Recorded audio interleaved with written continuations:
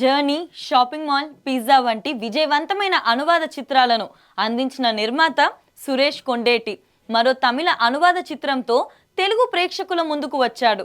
అథర్వ మురళి, నిమిషా సజయన్ జంటగా నటించిన తమిళ చిత్రం డిఎన్ఏను మై బేబీ పేరిట డబ్ చేసి జూలై 18న తెలుగునాట 350కు పైగా థియేటర్స్లో గ్రాండ్గా రిలీజ్ చేశారు. మై బేబీకి తెలుగునాట మంచి రివ్యూలే వచ్చాయి.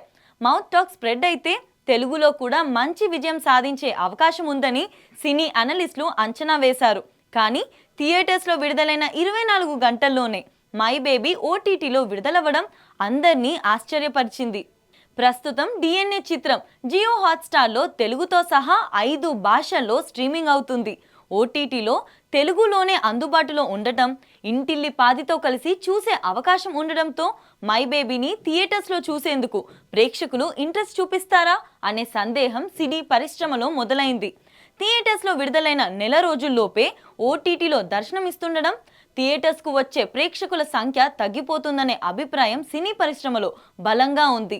నిర్మాతలు డబ్బింగ్ రైట్స్ తీసుకొని థియేటర్స్లో రిలీజ్ చేయాలనుకున్నప్పుడు ఓటీటీ డీల్స్ను దృష్టిలో పెట్టుకోవాల్సిన అవసరం ఎంతైనా ఉందనే చర్చ జరుగుతుంది. తెలుగు డబ్బింగ్ రైట్స్ తీసుకున్న నిర్మాతలే సమయానికి సినిమాని రిలీజ్ చేసుకోలేదని, డిజిటల్ డీల్ ప్రకారం డిఎన్ఏ ముందుగా అనుకున్న సమయానికే ఓటీటీలోకి వచ్చిందని inside talk.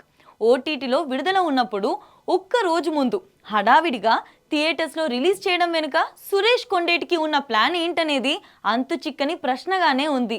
DNA OTT deal my baby collections పై ప్రభావం చూపించే అవకాశం గట్టిగానే ఉంది. ఈ అవరోధాన్ని మై బేబీ చిత్రం ఎలా దాటుతుందో చూడాలి మరి.